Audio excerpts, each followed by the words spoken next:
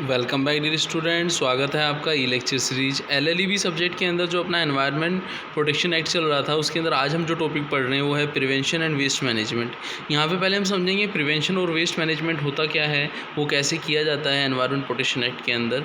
आइए देखिए, तो प्रिवेंशन एंड मैनेजमेंट के अंदर जब हम देखते हैं तो यहाँ पर हम ये देखें तो सबसे पहले हमें अल्टरनेटिव एनर्जी सोर्स जो हैं, रिसोर्सेज जो हैं उनको यूज़ करना चाहिए। ये इमेज आपको बता रही होगी, जैसे आप देखें सोलर पैनल है, यहाँ पे विंड के जो पवन चक्की वगैरह उसके बारे में बताया हुआ है। तो हमें क्या करना है, हम रैपिडली क्या कर रहे हैं, जो हमारे फॉसिल फ्यूल्स वगैरह हुए हैं उनका हम डिमिनिशिंग यूटिलाइजेशन लगातार करते जा रहे हैं। हमें कुछ अल्टरनेटिव एनर्जी सोर्सेज को क्या करना चाहिए, यूज़ में लेना चाहिए, ठीक है ना। जैसे हम देखें कि जो हमारी आने वाली पीढ़ी है, यदि हम इन रिसोर्सेज को ऐसे ही यूज़ करते रहेंगे, जो भी हमारे अवेलेबल रिसोर्सेज हैं, नेचुरल रिसोर्सेज हैं, तो आने वाली पीढ़ी के लिए कुछ बचेंगे ही नहीं। तो हमें क्या अल्टरनेटिव एनर्जी सोर्सेज को भी यूज़ करना चाहिए। जैसे आप देखें सोलर पावर हम यूज़ में ले रहे हैं आजकल, विंड एनर्जी को यूज़ में ले रहे हैं।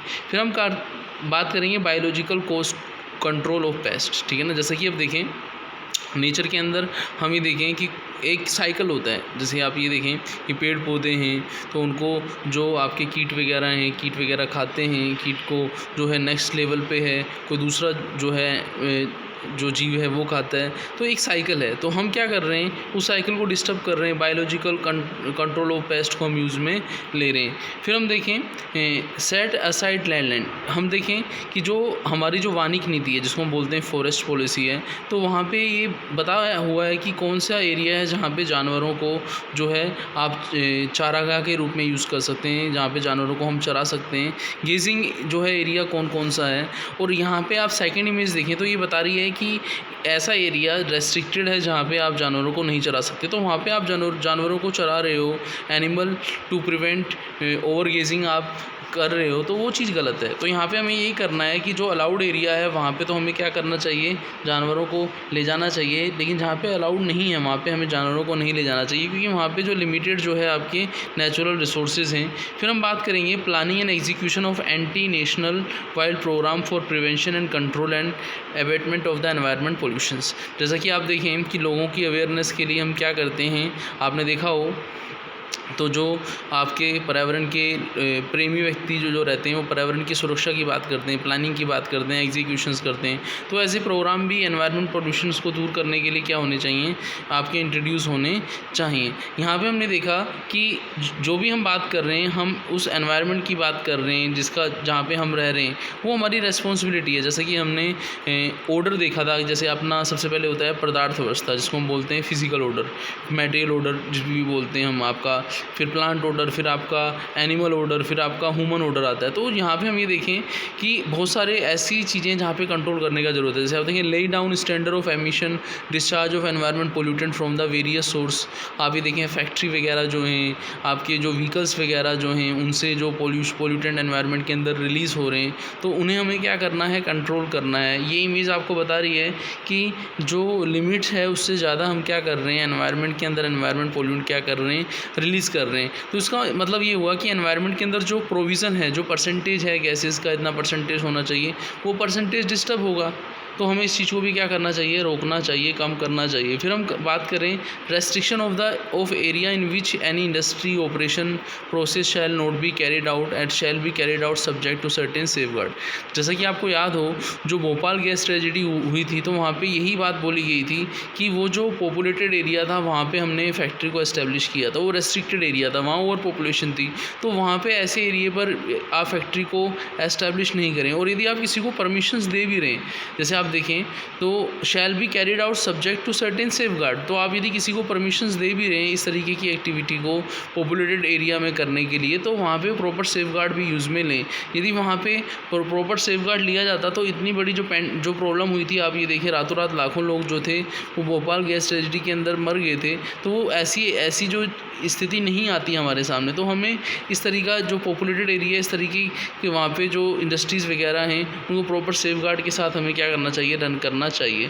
फिर हम देखें laying down procedure and safeguard for prevention of accident which में अकर एनवायरमेंटल पोल्यूशन। जैसा कि आप ये देखें कि हमने जो आपका मैरीन इंश्योरेंस था, सामुद्रिक बीमा था, तो उसमें यही बोला जाता है कि समुद्र के अंदर जब शिप्स के थ्रू हम कोई चीज़ें लाते हैं तो कोई मिस हैपनिंग होती है, जो वाटर जो है, वाटर में जो है वाटर पोल्यूटेंट हो जाता है, तो वाटर की प्रॉब्लम्स जो हैं खड़ी हो जाती हैं। तो ऐसी प्रॉब्लम्स नहीं आए हमारे सामने, तो हमें क्या करना है, हमें ऐसे एक्सीडेंट्स को क्या करना है, रोकना है।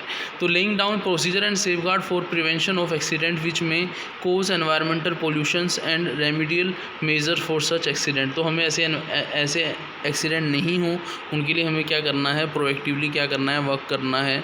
Laying down procedure and safeguard for handling of hazardous substance. और यदि ऐसी स्थिति आती है तो उसका हमें सामना भी करना होगा, उसके लिए भी हमें तैयार रहना है।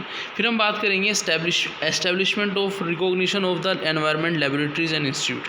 आपको पता ही है कि जो हमारा जो एरिया है, जैसे हम बात करें देहरादून की, तो वहाँ पे लेबोरेटरीज़ वगैरह एरिया ज़्यादा है, वहाँ पे इन चीज़ों के ऊपर रिसर्च की जाती है। तो हमें इस ऐसा जो लेबोरेटरीज़ हैं, जो आपके इंस्टीट्यूट वगैरह हैं, उनका जहाँ पे इस ऐसे इंस्टीट्यूट की ज़रूरत है वहाँ उनका प्रॉपर सेटअप भी करना चाहिए, ताकि वो हमें हेल्प करें एडवांस में डिसीजन लेने की। फिर हम बात करेंगे कि हमने प्रिवेंशन कंट्रोल के लिए सजेशंस क्या क्या दे सकते हैं। तो सजेशंस हमारी तरफ से यही होंगे कि जैसे हमने देखा था अल्टरनेटिव फ्यूल एनर्जी वगैरह हम यूज़ में लें, सोलर पावर सिस्टम हम यूज़ में लें, ठीक है ना। हम इलेक्ट्रिसिटी का जो ओवर यूज़ कर रहे हैं, मिस यूज़ कर रहे हैं, तो उस यूज़ को हम क्या करें, कम करें।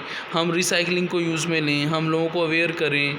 हम जो वेस्टेज ज़्यादा करते हैं उस वेस्टेज को क्या करें, हम क्या करें, रेड्यूस करें। और हम क्या करें, जो आपकी एनर्जी एफिशिएंट अप्लायंस हैं उनको हम यूज़ में लें, जहाँ पे एनर्जी सेविंग की बात की जाती है। तो इस स्लाइड की हेल्प से हमने यही समझा कि हमें प्रिवेंशन वेस्ट मैनेजमेंट के लिए अल्टरनेटिव एनर्जी सोर्सेज को यूज़ में लेना चाहिए। हम जो रैपिडली डिमिनिशिंग फॉसिल्स फ्यूल्स है उसका हम यूज़ ले रहे हैं, हमें उसका अल्टरनेटिव एनर्जी से यूज़ में लेना चाहिए। Biological cost control of the pest हमें करना चाहिए। नेचर की बात करें, हम using natural predator to eating the pest instead of pesticides. तो नेचुरल चीज़ें जो एक ऑर्डर है उसको फॉलो करना चाहिए। Set aside land for the animal for prevention and over grazing की हमने बात की कि ऐसा एरिया जहाँ पे हम जानवरों को चरा सकें वो हमें पहले से ही निर्धारित कर देना चाहिए। Planning and execution of the national wide program for prevention control and abatement of the environment pollution हमें करना चाहिए। हमें ऐसे स्टैंडर्ड रखने चाहिए कि एनवायरनमेंट पोल्यूटेंट का एक फिक्स जो है परसेंटेज जो है एनवायरनमेंट से ज़्यादा हो तो उस पर रेस्ट्रिक्शन होना चाहिए, ताकि वो प्रोविज़न जो है वो चेंज नहीं हो। हमें ऐसी प्रोसीजर यूज़ में लेनी चाहिए कि जो एक्सीडेंट वगैरह, एनवायरनमेंट पोल्यूटेंट वगैरह जो चीज़ें होती हैं, यदि ये ना हो भी तो हम इनको क्या करें, इजीली हैंडल कर सकें।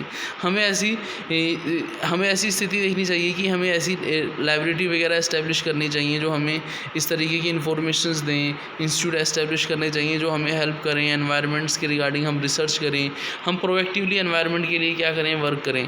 अब अभी हो क्या रहा है, हम रिएक्टिवली क्या कर रहे हैं, एनवायरनमेंट के लिए प्रिवेंशन और मैनेजमेंट कर रहे हैं। जब हम ये बात करते हैं कि ह्यूमन एक यूनिट है नेचर की, ह्यूमन यूनिट वैसे ही वर्क करती है जैसे अदर ऑर्डर हैं, जब एनिमल ऑर्डर है, आपका फिजिकल ऑर्डर है, आपका जो भी प्लांट ऑर्डर है, तो इन सब ऑर्डर की तरह ह्यूमन भी एक ऑर्डर है। तो उसको भी ये जो अपना ऑर्डर का सिस्टम है उसको डिस्टर्ब नहीं करना चाहिए। उसको सारे ऑर्डर से वो चीज़ें ले रहा है, उसको उसका म्यूचुअल फुलफिलमेंट भी करना चाहिए, उसका रिटर्न भी करना चाहिए। तो इन चीज़ों को हम कैसे कर सकते हैं, हमें थोड़ा सा चेंज लाना है। कैसे चेंज लाना है, जैसे मैंने आपको बताया था कि हम सोलर पावर सिस्टम को यूज़ में लेंगे, हम ट्रेडिशनल जो है एनर्जी सोर्सेज को यूज़ में नहीं लेंगे, क्योंकि उनका यूज़ करेंगे तो वो आने वाली पीढ़ी के लिए बचेंगे नहीं। हम इलेक्ट्रिसिटी पावर का लेस यूज़ करेंगे, लोगों को अवेयर करेंगे, वेस्ट नहीं होने देंगे। ऐसे एफिशिएंट अप्लायंस यूज़ में लेंगे जिनमें इलेक्ट्रिसिटी कम कंज्यूम है, जैसे हम देखते हैं ना 5 स्टार 3 स्टार रेटिंग वगैरह। वाटर वेस्ट नहीं करेंगे, एमिशन हम करेंगे, बेस्ट अवेलेबल टेक्नोलॉजी का यूज़ करेंगे। वाटर का एक छोटा सा एग्जांपल मैं आपको देता हूँ। जैसे हम देखें कि वाटर घर पे हम पानी पीते हैं, एक छोटा सा एग्जांपल देता हूँ। मैं वर्क प्लेस पे आता हूँ, लगभग 2 लीटर के आसपास मैं पानी साथ में लेके आता हूँ, लेकिन उसमें से भी कुछ पानी थोड़ा बहुत बच जाता है घर वापस जाते समय। लेकिन मैं जब घर पे रहता हूँ, घर पे जब मैं पानी पीता हूँ तो लगभग 5 या 10 लीटर पानी जो है मैं ये मान लीजिए पीना और ख़राब करना, जैसे थोड़ा पिया, थोड़ा छोड़ दिया, थोड़ा फेंक दिया, तो हम वाटर को वेस्ट कर रहे हैं। तो इस तरीके की हैबिट्स को हमें क्या करना पड़ेगा, गलत हैबिट्स को छोड़ना होगा। हमें हमें क्या करना पड़ेगा, खुद मोटिवेट होके, जैसे इंडस्ट्रीज़ वगैरह इन सबको क्या करना पड़ेगा, रिसाइकलिंग, रीयूज़ करना पड़ेगा। वेस्ट को जो वेस्ट है उसको बेस्ट में कन्वर्ट करना पड़ेगा, ठीक है ना। हमें एनकरेज करना पड़ेगा बायोगैस एनर्जी को, हमें क्लीन टेक्नोलॉजी पर ध्यान देना पड़ेगा। और जब इन सब चीज़ों को हम फॉलो करेंगे तो हमारा जो पर्पस था कि एनवायरनमेंट प्रोटेक्शन एक्ट के अंदर की प्रिवेंशन एंड वेस्ट मैनेजमेंट है, उसको हम प्रॉपरली कर पाएंगे और अपना एक रोल जो है वो प्ले करेंगे। तो मिलते हैं नेक्स्ट वीडियो में। थैंक्स।